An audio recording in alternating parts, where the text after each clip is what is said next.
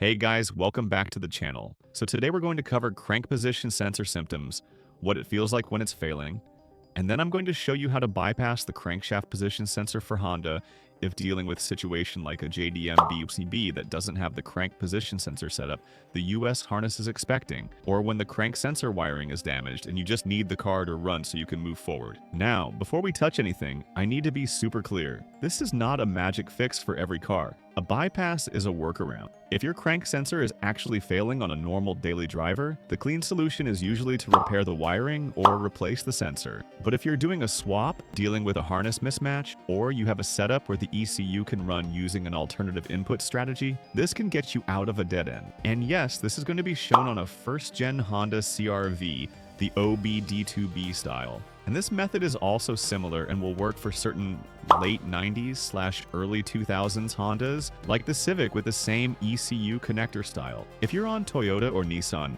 still watch because the symptom diagnosis and reset process applies.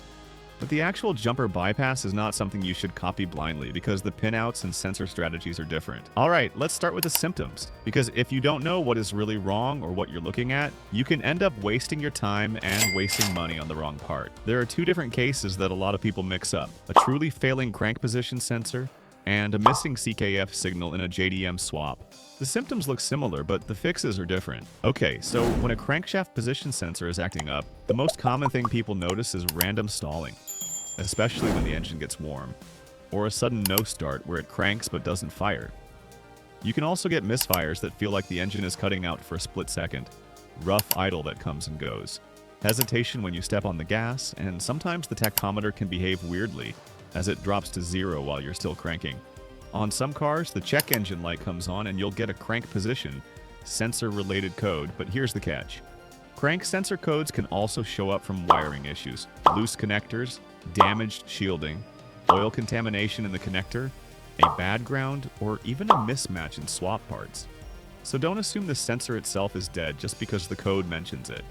So here's the quick sanity check before you bypass anything. If the car was running fine and then suddenly started stalling or no starting, and you're not in a swap situation, you want to inspect the connector, inspect the wiring, check for rubbing or ripped wires near the sensor, and confirm you're getting a crank signal. If you're doing an engine swap and you know your engine doesn't have the sensor that your harness expects, that's where this bypass method comes in. And in a second, I'll show you the exact wires we're jumping at the ECU, but first, let's set the scene and the tools, because this is meant to be a quick job, not a headache. For tools, you really only need a soldering iron, solder, a couple of small pieces of wire strippers, and tape or heat shrink. If you do it clean with solder and heat shrink, that's the best. If you use quality harness tape and do it tightly, it can still be reliable. I'm going to show you the solder method because it's the most solid long term. Alright, let's get into the car. This is a 1999 to 2001 first-gen Honda CR-V with the OBD2B style engine and wiring harness. If you have a 1997 to 1998 model, it can be slightly different because there are a couple of connector differences. And if you have a 1999 to 2000 Honda Civic with the same ECU connector style, the process is very similar. Now, what we need to do first is get access to the ECU, and on these, it's right in the kick panel. You pop this panel off, and you're looking at the ECU sitting right here. Once you see the ECU, you're going to disconnect the front connectors. Some cars will have 3, some manual setups will have 2. But the point is, we're working with the main ECU connectors at the front. Each connector has a tab in the middle. Press the tab and pull straight out. Don't yank the wires, pull the connector body. If you want more room to work, you can disconnect an extra connector in the way, just like I'm doing here, so you can bring the harness out into a comfortable position where you can actually see what you're doing. Now, this is the part where people mess up. Don't guess by color only. Colors help, but you want a pin reference. You need to confirm with a wiring diagram or the correct reference for your ECU. In this example, I looked it up and confirmed we're working on the C connector, the blue connector, and we're working with specific pins that correspond to the crank sensor input strategy on this setup. So on the blue C connector, we're looking at C22 and C29. C22 is the blue wire with the red stripe, and C29 is the yellow wire. Then we're also using C30 and C31, which are the black wire and the white wire with the red stripe. And what we're doing is creating two jumpers. One jumper ties the black wire to the white-red wire. The second jumper ties the blue/red wire into the yellow wire. Now, sometimes you might hear people talk about depinning or using T-taps. I'm not a fan of T-taps for something like this because you want a stable connection, especially if the car vibrates a lot or if you're building a daily. Depinning is optional depending on your situation, but you don't need to make this complicated. You can tape and secure the unused engine bay plug out of the way and keep it clean. And if you later get a cam/crank correlation code like the P0341 code, which indicates the camshaft position sensor performance issue, after doing this, you may need to depin or isolate the unused CKF wires because sharing the signal at 2 points can sometimes trigger extra codes. Alright, now let's do the actual wiring. I'm taking a simple piece of wire, nothing fancy, and I'm basically forming it like a U shape so it can bridge the two exposed sections. The cleanest way is to expose a small section of insulation on each wire without fully cutting the wire. Wrap your jumper onto the exposed section, solder it, then tape or heat shrink it. So I'm going to strip back a small section on the first pair. You don't need a huge exposed area, just enough to wrap and solder. Then I wrap the jumper around the exposed conductor, make sure it's secure, and then I solder it in place. When you solder, you want the solder to flow into the wire, not sit on top like a blob. Give it a second to cool, then insulate it. Now I do the same thing for the second pair. Blue/red into yellow, wrap, solder, and insulate. And at this point, yes, heat shrink is ideal.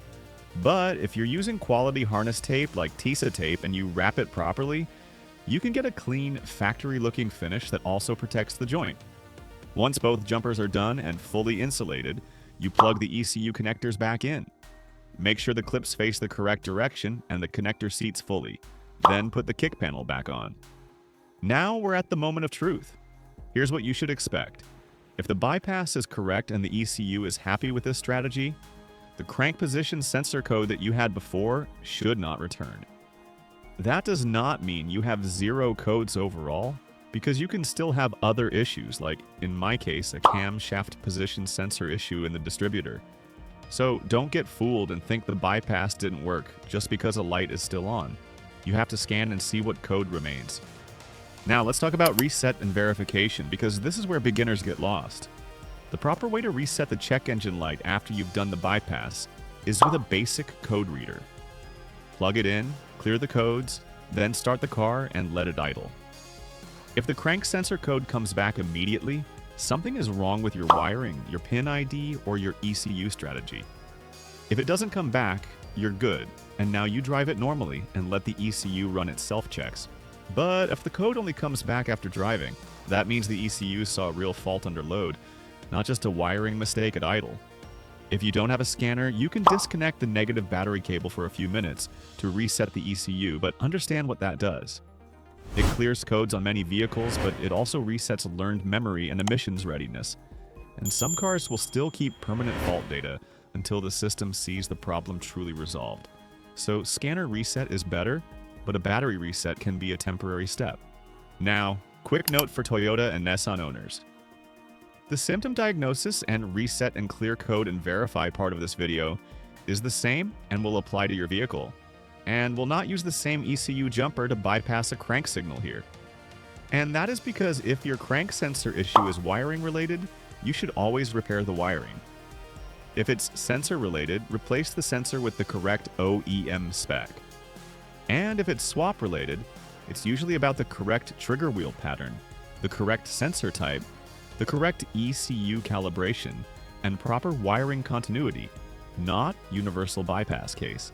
If this video helped you, hit like, subscribe, and drop a comment telling me what chassis and engine you're working with, and also be sure to check out this other video here on how to bypass the mass airflow sensor. The link will also be in the description below. I will see you there.